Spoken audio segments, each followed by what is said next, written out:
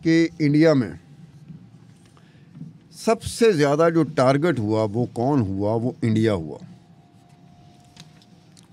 अब इंडिया में नरेंद्र मोदी की हुकूमत, और जब का ये पीरियड है ना, स्पेसिफिकली 2016 से लेकर 2020, स्पेसिफिकली वो कहते हैं कि जी जो क्रूड फॉर्म में 2017 से 2019, लेकिन इसमें 2016 भी आया था, 2020 भी। अच्छा, उन्होंने रिपोर्ट में प्रॉपर ड्यूरेशन भी डाली हुई है कि इस पीरियड में इतना इतना। यार उन्होंने काम इतना किया, पाकिस्तानियों की तरह तो नहीं काम करते वो यार, पाकिस्तानियों की तरह नहीं काम करते यार। पाकिस्तानी उन्होंने कितना अरसा, साल से ऊपर लगा दिया था इसको फॉरेंसिक कराते कराते, किसी कानों कान खबर नहीं हुई कि इतने बड़े 2 इदारे हैं, उनके साथ मीडिया हाउसेस इतने हैं, ये इस चीज़ पे काम कर रहे हैं, करके दिखाओ। ਇੱਥੇ ਸਾਡੇ ਛੰਮੇ ਨੂੰ ਪਤਾ ਲੱਗੇਗਾ ਇੱਥੇ कि स्टूडियो में क्या बात है, बाहर जाके भड़का मारे जी मैं भी मैंने पता लग गया, भी पता लग गया। तो ये तो है। हालांकि मीडिया जर्नलिज्म ये होती है कि आपने चीज़ें जब तक आप पब्लिक आई में नहीं लेके आ जाते प्रॉपर एक प्लेटफॉर्म से, आप खामोश रहते हैं। आप तो अपनी बीवी के साथ, अपने बच्चों के साथ, अपने माँ बाप के साथ शेयर नहीं करते, किसी के साथ नहीं कर सकते। अच्छा सतार साहब तो बताएं ना, ये इंडिया का मैं अब करने लगा हूँ, लेकिन उसके साथ साथ जो है ना वो ये है कि जब ये स्पेन के वज़ीर-ए-आज़म की बात हुई, ठीक है, पेड्रो सांचेज़, तो वहाँ पर एक डेवलपमेंट हुई जो किसी और मुल्क में नहीं हुई थी। वो क्या? वो डेवलपमेंट ये थी कि जो स्पेन की जो नेशनल इंटेलिजेंस एजेंसी थी, उसकी सरबराह खातून थी। ठीक है, ये मिस पाज एस्तवान इसको सैक कर दिया। जब ये बात सामने आई कि स्पेन का ना सिर्फ वज़ीर आज़म बल्कि उसका जो वज़ीर दिफा था स्पेन का वो भी, और वज़ीर दाखिला का भी फ़ोन जो था ना वो इजरायली कंपनी ने हैक कर लिया था, टारगेट कर लिया था। उस चक्कर में हुआ कि तुम कर क्या रही थी, ये मुल्क की इंटेलिजेंस एजेंसी क्या कर रही थी? मुल्क का बादशाह, मुल्क का सरबराह, मुल्क का वज़ीर आज़म, मुल्क का वज़ीर दिफा, मुल्क का वज़ीर दाखिला, ये सब के फ़ोन हैक हो रहे हैं और तुम्हें पता ही नहीं। उस बेचारी को उन्होंने फारग कर दिया था। ना सिर्फ उनको फारग किया बल्कि स्पेन में ही एक कैटलॉन, एक इंडिपेंडेंस मूव चल रही है।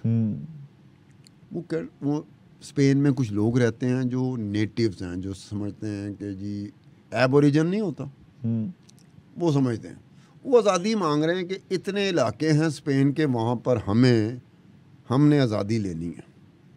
उनके 63 जो लीडर थे ना, उनके फ़ोन भी हैक हुए थे, उनके फ़ोन भी, मोबाइल फ़ोन भी टारगेट हुए थे। अब ये एक अजीब सी बात थी कि यार वो स्पेन का अपना वज़ीर आज़म, उसका मोबाइल भी टारगेट हुआ है, जो रिवोल्ट करना चाह रहे हैं एक तरह से उनका भी हुआ, तो जो उनके मुखालफ हैं उनके 63 बंदों का भी हुआ है। ये बिल्कुल कोई भी सेफ नहीं है। अब देखो कैसी बात है, ये किस तरह की बात है कि मुखालफ मैं तुम्हारा हूँ, तुम मेरे मुखालिफ हो, लेकिन हम दोनों, मेरा मोबाइल भी टारगेट हो गया, हैक हो गया, तुम्हारा मोबाइल भी टारगेट हो गया, हैक हो गया। समझ नहीं आ रही कि यार हम, चलो मैंने तुम्हारा करवाया तो तुमने मेरा करवा दिया, या किसी तीसरे ने हम दोनों का कर लिया। आखिर माजरा है क्या? ढूंढ तुम फिल्मों में काम किया करो, जिस तरह का आखिर माजरा है क्या, कि लड़की ने एक बात सुनाई कि तुम्हारे अब्बू मान क्यों नहीं रहे, तुम्हारे पिताश्री मान क्यों नहीं रहे, जबकि इतना अच्छा लड़का, उनको इतना अच्छा दामाद नहीं मिल सकता, तो क्यों सोच रहे हैं? तुमने ऐसे मुझसे सवाल किया। अब उसमें इंडिया में जो इंडिया की सिचुएशन जो है ना वो बड़ी उस तरह की हो जाती है कि इंडिया टारगेट होता है।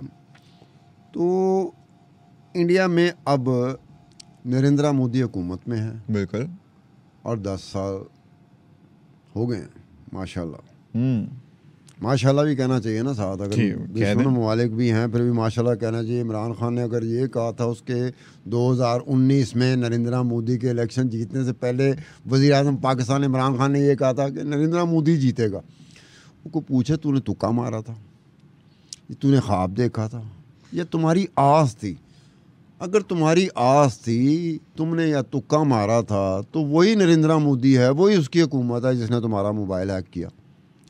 तुम इसलिए दुआ कर रहे थे इमरान खान, इसलिए वज़ीर आज़म इमरान खान दुआ कर रहा था कि नरेंद्र मोदी हो जाए, चाह के शौक़ था इमरान खान को अपना मोबाइल टारगेट कराने का, हैक कराने का। अब वही नरेंद्र मोदी अगर पाकिस्तान को टारगेट करता है, उसकी हुकूमत पाकिस्तान को टारगेट करती है, तो समझ में आती है कि हमारे उनके ताल्लुकात कभी भी ठीक नहीं रहे। पॉलिटिकल डिफरेंसेस हैं, ठीक है, नेशनल लेकिन इंटरेस्ट जो अलग है। अपने मुल्क में रहते हुए राहुल गांधी, समझ में आती कांग्रेस का लीडर है, मद्दे मुकाबल है नरेंद्र मोदी का। बिल्कुल। राहुल गांधी के 2 फोन, दोनों ये इजरायली कंपनी NSO के जरिए ये पैगासस घुस गया। गियो। इसके अलावा राहुल गांधी के 5 स्टाफ मेंबर थे जो पॉलिटिशियन नहीं थे, स्टाफ मेंबर्स, उनका भी प्राइवेट सेक्रेटरी टाइप के नहीं होते, जिनके थ्रू मोस्टली कम्युनिकेशन होती होगी, ठीक है ना। 5 उनके, जिनका बेचारों का सियासत से कोई ताल्लुक नहीं, ना कोई लोकसभा का इलेक्शन लड़ते हैं, ना राज्यसभा का लड़ते हैं, ना पॉलिटिशियन है, वो एक स्टाफ के तौर पे काम करते हैं। हमारे यहाँ भी होते हैं कि कई ऐसे पॉलिटिशियन हैं जिनका स्टाफ होता है, जिनका सियासत से काम नहीं होता, लेकिन स्टाफ के तौर पे काम करते हैं। उनके 5 के गियो। लेकिन उसके बाद ये हुआ कि जूं पता चलता था ना कि हमारा मोबाइल तो टारगेट हुआ था, पेगासस ने किया था, अमेरिकी इजरायली कंपनी NSO ने किया था, ये फिर फ़ोन बदल लेते थे। राहुल गांधी ने भी फ़ोन बदल लिया, अपने स्टाफ को भी कहा फ़ोन बदलो। लेकिन पॉइंट यहाँ पर यह है कि फ़ोन बदलने से पहले जितनी देर तक वो टारगेट रहा फ़ोन, वो हैक होता रहा। आपकी कितनी चीज़ें, आपका कितना मोबाइल के अंदर डाटा, आपकी खुफिया सीक्रेट चीज़ें कितनी उनके पास जा चुकी थी, इसका तो किसी के पास है ही नहीं। हम तुक्का ही मार सकते हैं, यार मुझे 2 साल बाद पता लगा, मुझे साल बाद पता लगा कि मेरा फ़ोन तो सारी चीज़ें निकल रही है मेरे फ़ोन से। और अगर आप फ़ोन चेंज कर भी लो तो how difficult would it be कि आपका जो नया फ़ोन है उसको टारगेट कर लें? नहीं, जब वो टारगेट होगा, उसमें ये हुआ था कि फिर इनके लिए फ़ोन का इस्तेमाल जो है ना, वो अजीबोगरीब शक्ल में हो गया था। जैसे ये इमरान खान का था कि जब ये हुकूमत से निकला, बड़ी बड़के मारा था, हुकूमत को कह रहा था मैं छड्डांगा नहीं है। फिर इसको प्रॉब्लम खुद क्या हो गई थी, आपस में बात करने के लिए मोबाइल, अब इनको पता था कि मोबाइल जो है बड़े आराम से कर दिया, तो इनके लिए मसला ये हो गया था, इन्होंने बंदे रख लिए थे कि मैं तुमसे बात कर रहा हूँ मोबाइल पे नहीं, मेरा बंदा जा रहा है, स्कूटर पे जा रहा है, पुराने ज़माने की तरह मैसेंजर भेजे जा रहे हैं, मैसेंजर भेजे जा रहे हैं, या जब तुम मिलोगे तो ये बात करना। ये तो अपनी खिड़कियों में जाके बात करते थे। इनको डर था अपने वॉशरूम का कि कहते वॉशरूम से बात ना बात। कबूतर रख लिए थे इन्होंने, ठीक है ना, और ये तुम्हारी बात ठीक है, कबूतर रख लिए थे। तो ऐसे ही था कि राहुल गांधी ने बदल लिए अपने दोनों मोबाइल, इमरान खान ने भी अपना मोबाइल बदल लिया। जिसका मोबाइल का पता चला, ये एमनेस्टी इंटरनेशनल और फॉरबिडन स्टोरीज़ की चीज़ें बाहर आने से कि भाई तुम्हारा सब ने, लेकिन टाइम गुजर चुका हुआ था। कैसा टाइम गुजर चुका हुआ था कि जिसमें पता नहीं क्या कुछ आपका डेटा किसके पास चला गया, आपको पता ही नहीं। आप सिर्फ शक करें, नरेंद्र मोदी ने किया होगा, रॉ ने किया होगा, मुसाद ने किया होगा, फलाना किया होगा। अब उसमें एक बहुत बड़े झटके की बात बताऊँ आपको। बताएं। वाकई ये झटके की बात है। इजराइल की ये प्राइवेट कंपनी है, NSO इसका नाम है, प्राइवेट कंपनी है, ठीक है। दुनिया टारगेट हो गई। NSO की फुल फॉर्म क्या है? NSO का इस तरह है कि इसके 3 मालिक हैं, 3 मालिक हैं इसके, उनमें से 2 स्कूल फेलो हैं, शैलव होलियो, ठीक है, दूसरा है निव कारमी जी, और एक ओमरी है, ओमरी लवी। तो ये NSO, ये तीनों के नाम, तीनों के इनिशियल्स, ठीक है, ये हैं। अब इसमें एक और बात जो झटके वाली बात है, इजराइल के वजीर आज़म का नाम क्या है? Netanyahu, Benjamin Netanyahu. Benjamin Netanyahu का जो बेटा है ना, उसका मोबाइल भी टारगेट और हैक हो गया था। इजरायली कंपनी NSO का ही पेगासस सिस्टम के जरिए नेतन्याहू, बेंजामिन नेतन्याहू इजराइल का वजीर आज़म, उसके बेटे का फ़ोन टारगेट हो गया, हैक हो गया। घर के कुत्ते ने काट लिया। अब कोई पता नहीं किसने काटा है, क्लाइंट ने काटा होगा, कटवाया किसने? क्लाइंट ने काटा होगा, लेकिन सिस्टम तो उनकी अपनी कंपनी का इस्तेमाल हुआ। लेकिन साथ साथ ये बात है कि ये कॉन्ट्रैक्ट जब करते थे ना, NSO इसराइल की प्राइवेट कंपनी जब कॉन्ट्रैक्ट करती थी किसी भी अपने क्लाइंट के साथ ये सिस्टम पेगासस देने के लिए, सर्वेलेंस सिस्टम देने के लिए, तो इजरायली हुकूमत बीच में आती थी। इसराइल की डिफेंस मिनिस्ट्री, इसराइल की सिक्योरिटी एजेंसीज, इसराइल की इंटेलिजेंस एजेंसीज वो बीच में आती थी। कई जगह पे अप्रूवल नहीं हुई कि इजरायली हुकूमत ने कहा कि इनके साथ नहीं देना। मिसाल के तौर पे यूक्रेन नहीं है, जी जी, यूक्रेन के साथ एग्रीमेंट हो गया NSO का, इजरायली कंपनी NSO का यूक्रेन के साथ एग्रीमेंट हो गया कि भाई आपको हम पेगासस देंगे, सर्वेलेंस सिस्टम देंगे, लेकिन में इजराइल की गवर्नमेंट आ गई, उन्होंने कहा कैंसिल। नहीं वाई? क्योंकि रूस ने अप्रोच कर लिया था इजराइल की हुकूमत को। अब ये था इनके लिए कि रूस को नाराज़ नहीं इस कीमत पे किया है, क्योंकि रूस को पता था, उसने कहा ये हमारे मोबाइल सेव नहीं रहेंगे, यूक्रेन हमारे मोबाइल के ख़िलाफ़ इस्तेमाल करेगा। तो उन्होंने कहा सर हम करते ही नहीं। लेकिन फिर अमेरिका नाराज़ नहीं हो जाना था?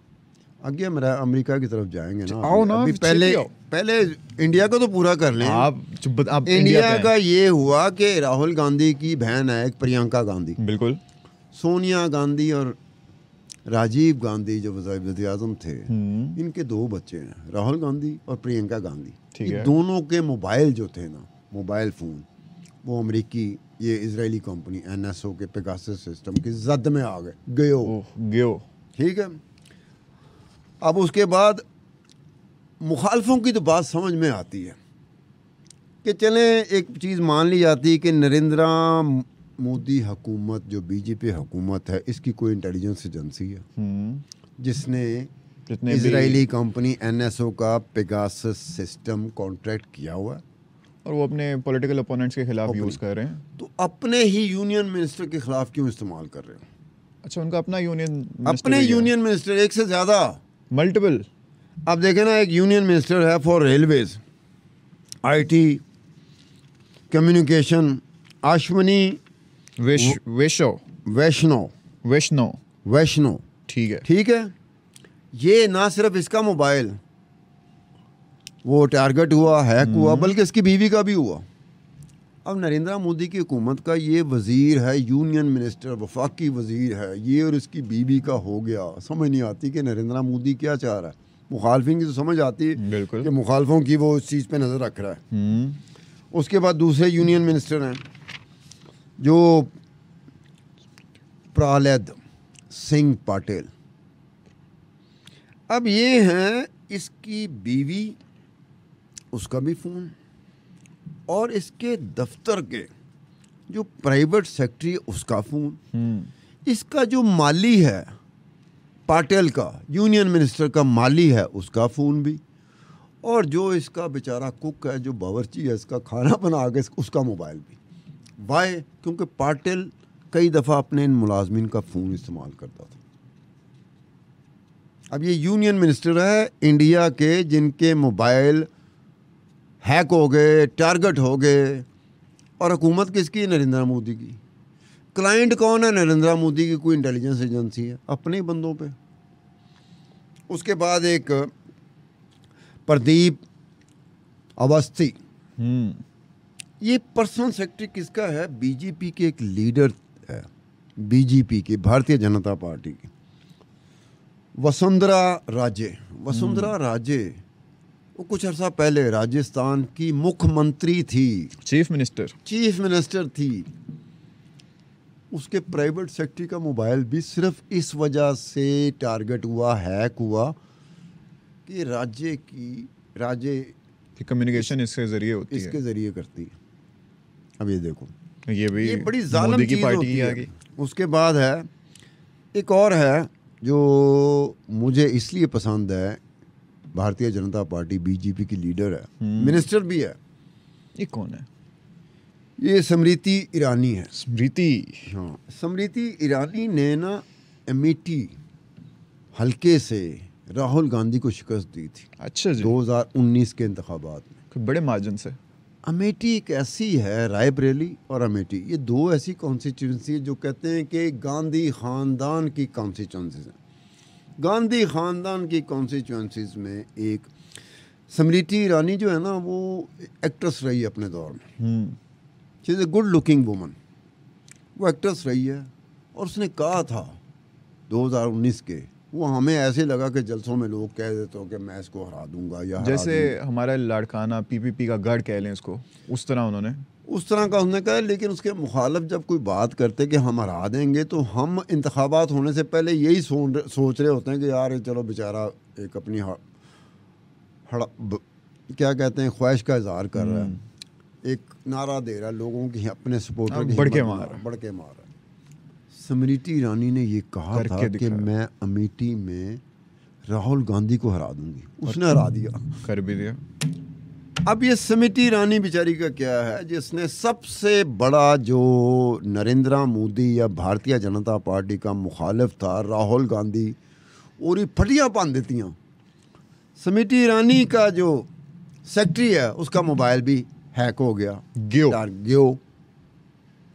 अब ये देखो ना, अजीब सी कन्फ्यूजन ही पैदा हो गई, समझ नहीं आ रही कि नरेंद्र मोदी को नरेंद्र मोदी की हुकूमत को अपने मुखालफों पर एतबार नहीं होना चाहिए। मेरा जो मुखालिफ होगा, आपका जो मुखालिफ होगा, हमें उस पर एतबार नहीं करना चाहिए। लेकिन हम अपने को भी, कि अपना भी कोई चक्कर चलाता होगा, इसीलिए हम करते होंगे। तो ये देखो किन किन के नाम आ रहे हैं। फिर एक है प्रवीण टोगेडिया, इनका भी होगा। एक आते हैं अभिषेक बैनर्जी। ये कौन है साहब? अभिषेक बैनर्जी जो है ना, ऑल इंडिया तृणमूल कांग्रेस, ये एक ऐसी पार्टी है, कहते हैं कि कांग्रेस से बीजेपी को या नरेंद्र मोदी को ख़तरा नहीं है 2024 के इंतखाबात में। ठीक है, उसे ऑल इंडिया तृणमूल कांग्रेस से ख़तरा हो सकता है। और ये अभिषेक बच्चन जो है ना, इस तृणमूल कांग्रेस के जनरल सेक्रेटरी हैं और भतीजे हैं किसके? ममता बनर्जी के। ममता बनर्जी तृणमूल कांग्रेस की सदर हैं और वेस्ट बंगाल की चीफ मिनिस्टर है। बड़ी तड़ल्ले वाली औरत है, हिला के रख देता। कांग्रेस ने नहीं लाया, राहुल गांधी ने नहीं लाया, प्रियंका गांधी ने नहीं लाया, अकेली ने, सोनिया गांधी ने नहीं हिलाया। किसको? नरेंद्र मोदी को। नरेंद्र मोदी को सियासी तौर पे वाकई हराया है तो दो बंदों ने हिलाया है, जिसमें एक ममता बनर्जी है। तो ममता बनर्जी के भतीजे की जो एमपी है, मेंबर पार्लियामेंट है, उसका फ़ोन हैक हो गया। गियो, हम गियो का लफ्ज़ इस्तेमाल करेंगे। अच्छा, एक फॉर्मर इलेक्शन कमिश्नर है इंडिया का, ठीक है, अशोक लबारा, उसका भी हो गया। एक साइंटिस्ट है, टॉप साइंटिस्ट इंडिया का, उसका नाम है गंगा डीप कांगो। हरी मेनन है वो। अब हरी मेनन कौन है जी? हरी मेनन है इंडिया में जो Bill and Melinda Gate foundation है, उसका कंट्री हेड है। अच्छा, ये फाउंडेशन क्या करती है? ये डोनेशन का काम करती है, चैरिटी का काम ठीक है। करती है। पूरी दुनिया में जिन्होंने चैरिटी डोनेशन लेनी होती है ना, वो 2-3 की तरफ बड़ी उम्मीद भरी निगाहों से देखते हैं। उसमें ये एक Bill Gates and Melinda Gate foundation का नाम भी आता है। ठीक है। वो उसका जो कंट्री हेड है, उसका फ़ोन भी किया हुआ है। बताओ, जो डोनेशन और चैरिटी बांटने आए हुए हैं, सोशल एक्टिविस्ट भी भाई सेफ नहीं है आपके। फिर एक ADR है, association of democratic reforms India. आपको मैं जितनी भी इन्वेस्टिगेशन करता हूँ ना इंडिया के इलेक्शन के हवाले से, ठीक है, वो मैं, ये इदारा है, ये नॉन प्रॉफिट इदारा है ADR। इसका जो सरबराह है जगदीप चौकर, उसका फ़ोन भी गियो। अब ये देखो कि कई ऐसे, शशि तरूर हैं, शशि तरूर। अब ये कांग्रेस का वो लीडर है जो मीडिया में डिस्कस हो रहा होता है हर टाइम। ये बड़ा अजीबोगरीब आदमी है, इंतहाई पढ़ा लिखा है, अदब के साथ इसका ताल्लुक है, आर्ट के साथ इसका ताल्लुक है, सियासत के साथ इसका ताल्लुक है, सोशियोलॉजी के साथ इसका ताल्लुक है। ये बड़े बड़े शोज़ इंडिया में होते हैं, TV शोज़ होते हैं। कई दफ़ा उसको उसमें ऐसे बुलाया जाता है जैसे कि इंडिया में इसके अलावा कोई और पॉलिटिशियन नहीं है। तो शशि थरूर का भी मोबाइल हैक होया गयो। उसके अलावा जो कम्युनिस्ट पार्टी ऑफ इंडिया है ना, मार्क्सिस्ट, उसका जो चीफ है उसका नाम सीताराम गयो, मोबाइल गयो उसका। आम आदमी पार्टी, मैंने कहा था कि ममता बनर्जी नरेंद्र मोदी, अगर कोई खदशा है ना इनको, हाँ, तो ये बैनर्जी से है। दूसरी है आम आदमी पार्टी, केजरीवाल, जो जिसको अभी अंदर कर दिया। दिल्ली में केजरीवाल को ये पहली मर्तबा हुआ है कि सर्विंग इनकम्बेंट चीफ मिनिस्टर को एक्साइज पॉलिसी में कोई घपले हुए थे। आम आदमी पार्टी के लीडर से 1 साल से अरेस्ट हो रहे थे। अल्टीमेटली केजरीवाल को भी अरेस्ट कर लिया गया। तो केजरीवाल का एक लीडर है जो उसी केस में अंदर है, राघव चड्ढा, वो है। अच्छा, अब तिब्बत का एक लीडर है दलाई लामा, वो भी इंडिया में रह रहा है, ठीक है, पनाह ली हुई है। दलाई लामा का भी मोबाइल जो इजरायली कंपनी NSO के पेगासस सिस्टम से के ज़रिए गयो, ठीक है। अब एक और बंदा है इंडिया में, क्या बात है, ये बड़ा कन्फ्यूजन पैदा करता है, वो है अनिल अंबानी। अनिल अंबानी कौन है? इंडिया का जो सबसे अमीर तरीन आदमी बिजनेसमैन है ना, मुकेश अंबानी, उसका छोटा भाई है। अब एक अजीब सी बात लगती है कि राहुल गांधी ने, कांग्रेस ने 2019 के इंतखाबात में जो कैंपेन चलाई थी, उसमें एक राग अलापते रहे राहुल गांधी भी और कांग्रेस भी कि जी जहाज़ों की डील में अनिल अंबानी के ज़रिए नरेंद्र मोदी ने पैसे बनाए हैं। ये वही अनिल अंबानी है। और हुकूमत किसकी है? नरेंद्र मोदी की है। और मोबाइल किसका हैक हो रहा है? अनिल अंबानी का। ये कन्फ्यूजन सी आई थी कि यार समझ नहीं आती, करवा कौन रहा है भाई ये। अच्छा, इसके बाद अमेरिका का जिक्र के अमेरिका ने, हाँ ये तो बनता, अमेरिकी इंतज़ामिया किसकी है? जो बाइडन की है। अच्छा, 11 ऐसे लोग थे अमेरिकी, आम आदमी नहीं थे, वो अमेरिका के मुख्तलिफ ममालिक में जो सफारत खाने नहीं होते, उसमें या तो सफ़ीर थे या हाई फाई सफारतकार थे, डिप्लोमेट्स थे, एम्बेसडर्स थे। उनके मोबाइल भी गयो। अच्छा, अमेरिका सेफ नहीं है, बाकी मुल्क सेफ नहीं है, अपना इसराइल भी उनका ही सेफ नहीं है, तो सेफ है कौन? तुम मैं हूँ, जब तक टारगेट नहीं होते हम लोग सेफ हैं। हम इतने इन्फ्लुएंशियल नहीं है, हम नहीं, ये उनकी ज़रूरत होती है। देखो, एक मेरी बात सुनना, इंडिया में जो लोग गए हैं, इंडिया में एक जर्नलिस्ट को मैं जानता हूँ, मेरी कन्फ्यूजन रही कि यार ये अच्छा जर्नलिस्ट तो है, लेकिन ये किस उस लेवल पे चला गया कि बाकायदा इस पे सर्विलेंस रखनी पड़ी, मॉनिटरिंग करनी पड़ी कि इसकी एक एक चीज़ का हमें पता चलना चाहिए। तो डिपेंड करता है कि आप कर क्या रहे हो, और आपका जो आपको अपना मुखालिफ समझ रहा है उसके लिए आपका वो करना उसके लिए कितना तकलीफ देह है, दिक्कत पहुंचा सकता है, मुश्किल पहुंचा सकता है, हानिकारक है।